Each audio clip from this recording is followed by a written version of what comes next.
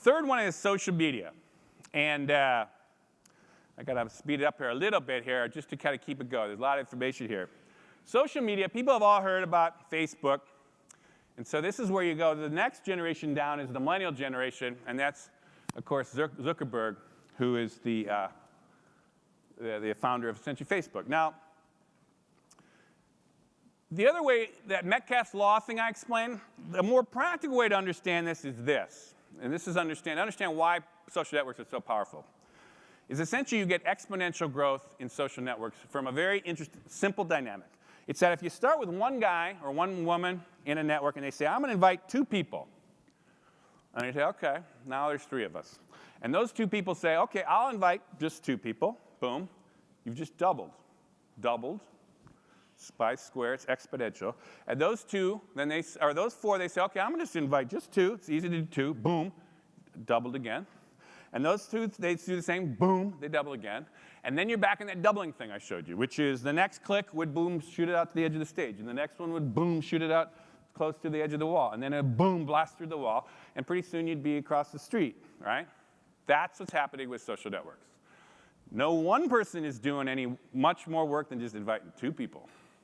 Or, whatever, 500 people in some cases. But so what's happened now is if you take the biggest countries in the world, China and India being the biggest, and the third biggest is the United States, Facebook is now the 3rd biggest country in the world. It's got 550 million people, and they don't have any peasants. Everybody's a college or high school educated person. It is an incredible group of people, and it's growing. It's growing, in fact, I don't know the latest numbers, but back when I was checking about 6 months ago, they were adding 700,000 new people a day. That's like the size of the LA Times every day.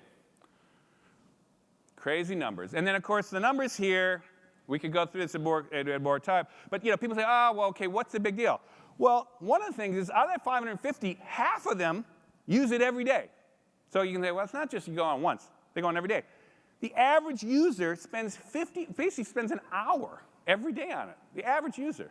So this is not just a trivial little thing. This is people, and they're moving an insane amount of data around, sharing it essentially, which is what shared content is all about. This is essentially the way people are communicating. Now, Twitter. I'm just going to, this obvious thing here to say Twitter, but people go, what's the big deal about Twitter? Well, think about it this way. I tell general audiences about this. Think about it this way. What if you could choose 100 of the smartest people you know in the world that you don't even personally know? Just, I know that guy, Bill Gates or something, or I know somebody who I'm interested in. And that person every day would tell you something significant about what they're thinking about and link you to what they think is really interesting to look at out of all the things to look at. And it was free. That would be a pretty cool thing, right? People would pay a lot of money for that. You'd think about it. In fact, but that's Twitter. It's like every day you can just connect, oh, what is that guy thinking? Wow, that's interesting. Oh, what did he say I should look? I'm going to look at that thing. That's social networking through Twitter. Twitter, very powerful. Think of Twitter as like a research tool. That's what it is. It's like, what are smart people thinking now? That's the serious way to think of Twitter. Anyhow, very powerful thing. Those are the numbers, of course. And it's the same curve I've been showing you guys. But anyhow, if you want to see, and this is the number of tweets. Those little tweets add up, by the way. There's 5 billion tweets that are posted every quarter. So that adds up to a lot of big, long books. So anyhow, it's not just little tweets. It's an insane amount of really extremely precise, interesting information.